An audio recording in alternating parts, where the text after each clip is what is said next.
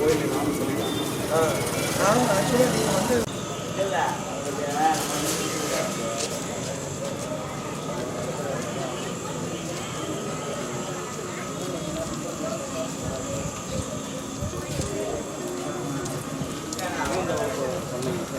இப்போ இந்த 8ஆம் வகுப்பு அவங்க வந்து கட்டணம்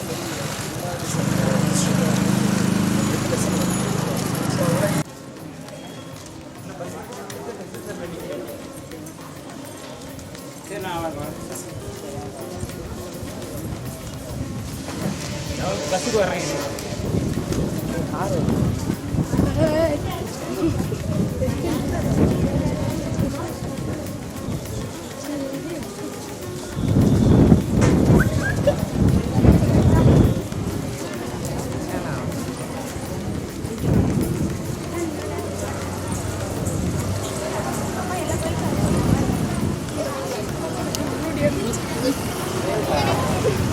உடல்நிலைகள் சுத்தமா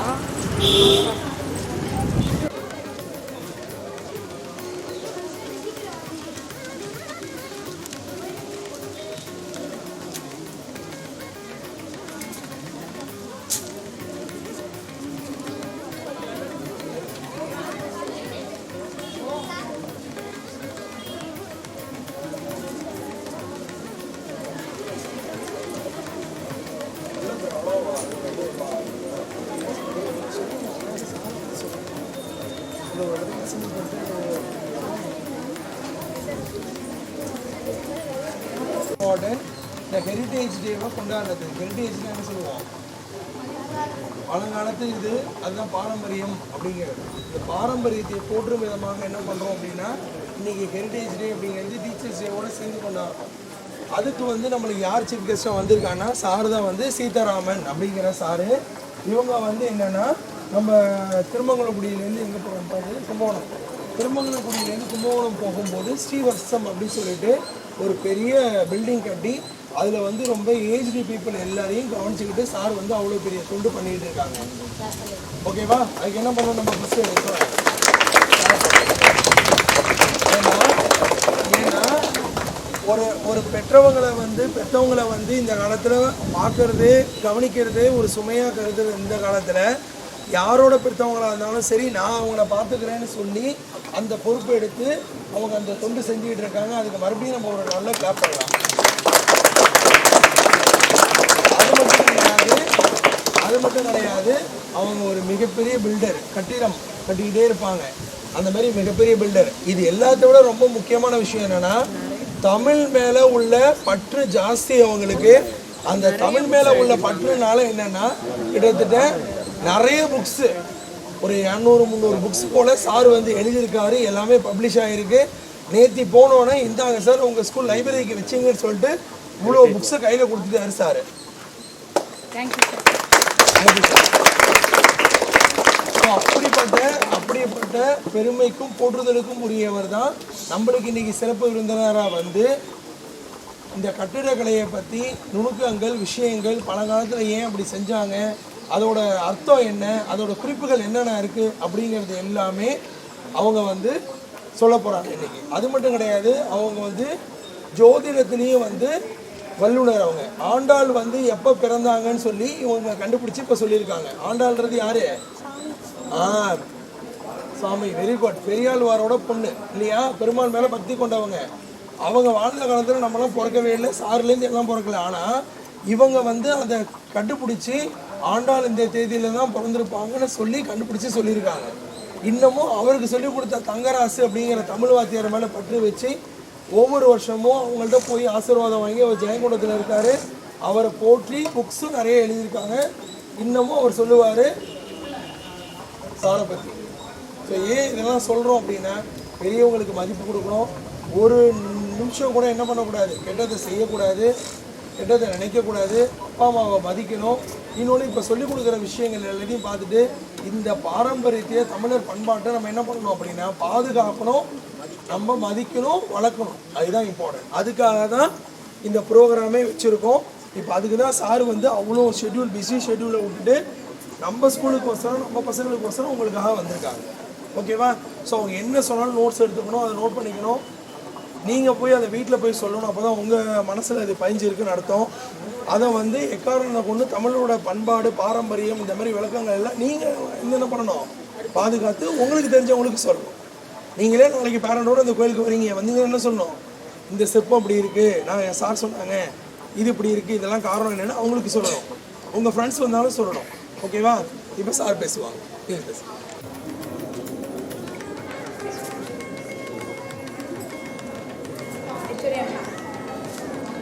மேடம் முன்னாடி வந்தாங்க. முன்னாடி வாங்க. கொஞ்சம் ஸ்டாஃப் எல்லாருமே முன்னாடி வந்தாங்க. பெரிய வாய்ப்பு.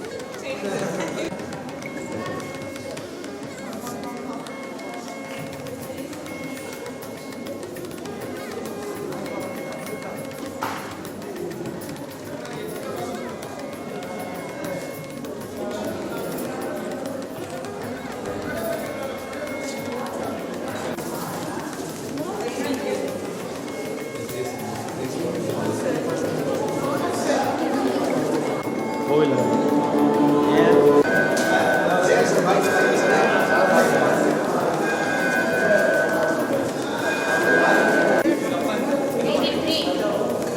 தஞ்சாவூரில் இருக்கிற நம்பிக்கை இதுக்குள்ள வித்தியாசம்.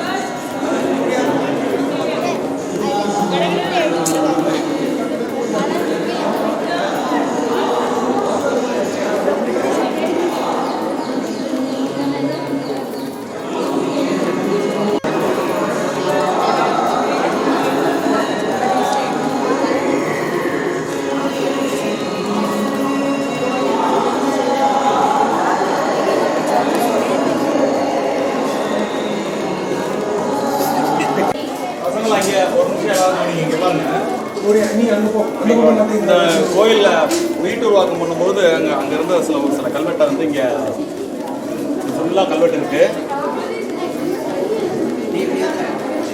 பழைய காலத்து தமிழ் எழுத்து இது. இங்க அமைதியா இருந்தாதான் சொல்றது காலம் வாங்க முடியும். இது ஃபுல்லாவே சாஸ்திர ஃபுல்லாவே எல்லாமே கல்வெட்டு. இது எல்லாமே வந்து பழைய தமிழ் எழுத்துக்கள்ல உள்ள கல்வெட்டுகள்.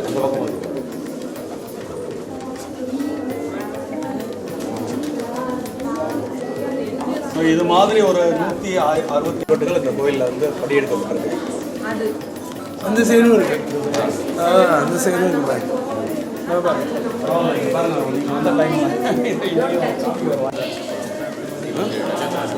ஆமாம் காமிக்கலாம்.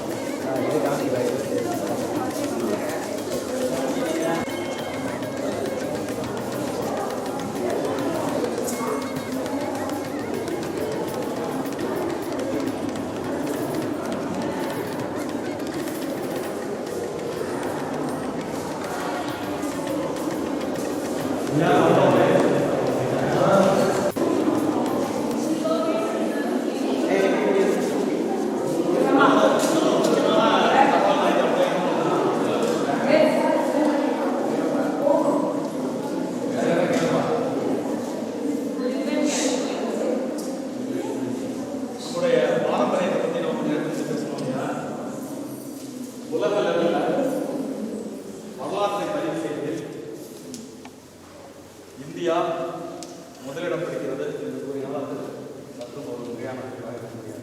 ஏன் அப்படின்னு கேட்டிங்கன்னா, இப்போ நம்ம பார்த்தோம்லே இன்ஸ்கிரிப்ஷன் வரலாற்றை பதிவு செய்கிறதுல இந்த இன்ஸ்கிரிப்ஷன்ஸுக்கு ஒரு மிகப்பெரிய பங்கு உண்டு.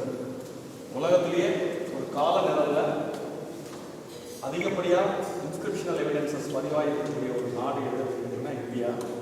கிட்டத்தட்ட இந்தியாவில் வந்து கிமுலேருந்து கிபி 17ஆம் நூற்றாண்டு வரை நடந்த பல்வேறு விதமான வரலாற்று நிகழ்வுகள் இன்ஸ்கிரிப்ஷன்ஸில் பதிவாயிருக்கு.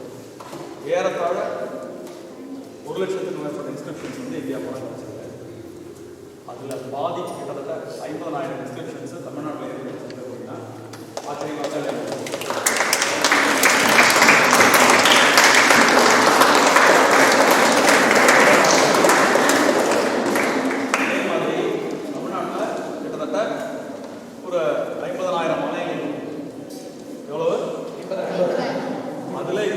வரலாற்றை பதிவு செய்து பல யூனிக்னஸ். யூனிக் அப்படின்னு ஒரு ஆங்கிலத்தில் ஒரு வார்த்தை இருக்கு இல்லையா, அந்த வார்த்தைக்கு என்ன தனித்துவம். தனித்துவம், வெரி குட், சரியான தனித்துவம், தனித்துவம். அந்த 50,000 கோயில்களில் பல கோயில்கள் தனித்துவம் ஆயிருக்கு. அந்த வகையில் அந்த திருவிடைமுத்தூர்ல எல்லாருக்கும் அவங்கவுங்க பிறந்த நட்சத்திரம் தெரியும் தானே? மொத்தம் எத்தனை நட்சத்திரம் இருக்கு? 27 நட்சத்திரத்துக்கும் இங்கே 27 லிங்கம் இருக்கு. இது வந்து நட்சத்திர லிங்க மண்டபமே எல்லாருக்கும் பேரு.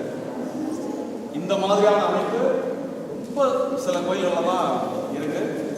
எனக்கு தெரிஞ்சு திருவிடைமுத்தூர் மாதிரி வேற எங்கேயும்.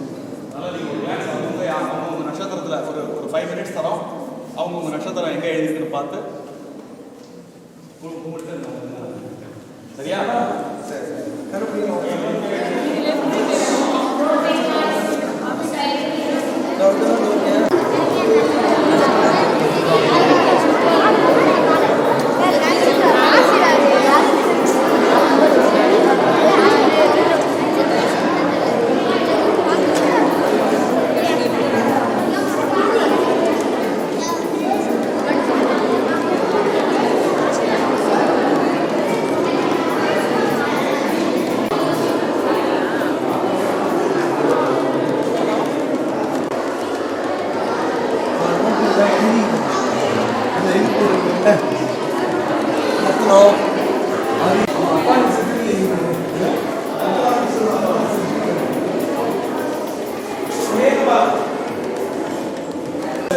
ஓவியம் இருக்கு இல்லையா? இந்த ஓவியத்தோட சிறப்பு என்ன அப்படின்னா, பொதுவாக இப்போ நீங்கள் நிறைய கோயில்களுக்கு போயிருப்பீங்க இல்லையா? இந்த கோயில்களில் வந்து கொடிமரம், அதுக்கப்புறம் வந்து உள்ள மூலவர், சுற்றிலும் வந்து பார்த்தீங்கன்னாக்கா பரிவார தேவதைகள் அப்படின்னு தெற்கு பக்கம் தட்சிணாமூர்த்தி, கன்னி மூலையில் வந்து கணபதி, வடக்கு பக்கம் பிரம்மா, அதே மாதிரி கொஞ்சம் ஈசானிய மூலையில் வந்து சண்டேஸ்வரர். இது மாதிரி நீங்கள் சிற்பங்கள் பார்த்துருப்பீங்க கோயில்கள். ஆனால் இந்த கோயிலோட சிறப்பம்சம் என்ன, இந்த கோவிலையே மூலவராக வச்சு சுற்றிலும் இந்த பரிவார தேவதைகளுக்கு பதிலாக பரிவார ஆலயங்களே அமைக்கப்பட்டிருக்கு அப்படிங்கிறது தான் இந்த மகாலிங்க சுவாமியோட சிறப்பு. உதாரணத்துக்கு இதுக்கு நேர் கிழக்க நந்தி பார்த்தோம் இல்லையா? சிவன் கோயிலில் நந்தியை பார்த்துட்டு தானே உள்ளே வருவோம். இப்போ இந்த ஆலயத்தினுடைய பரிவார ஆலயமாக நந்திக்காக உள்ள ஆலயம் வந்து திருவாவூடுதுறையில் இப்போ நீங்கள் ஒரு பெரிய கல் நந்தி பார்க்கலாம். ஸோ அது பரிவார ஆலயத்தில் நந்திக்காக அந்த ஆலயம். தெற்கு ஆலங்குடி பார்த்தீங்களா? அந்த ஆலங்குடியில் குரு கஷேத்திரம். இங்கேருந்து அப்படியே ஈசான பாகத்தில் சேங்கனூர் அப்படின்னு ஒரு ஊர் இருக்குது. சேங்கனூர் தெரியுமா? அந்த சேங்கனூர் வந்து சண்டிகேஸ்வரருக்கான கஷேத்திரம். அது மாதிரி தென்மேற்கு மூலையில் திருவலஞ்சுழி வந்து விநாயகருக்கான கஷேத்திரம். அப்படியே வடமேற்கு மூலையில் சுவாமிமலை. இந்த கோயில் அப்படி சுற்றி பார்த்தீங்கன்னா பரிவார தேவதைகளுக்கு பதிலாக பரிவார ஆலயங்களே அமைந்ததால் இதுக்கு அந்த மகாலிங்கங்கிற பேர் வந்ததாகவும் ஒரு சரித்திரம் உண்டு. சரியா?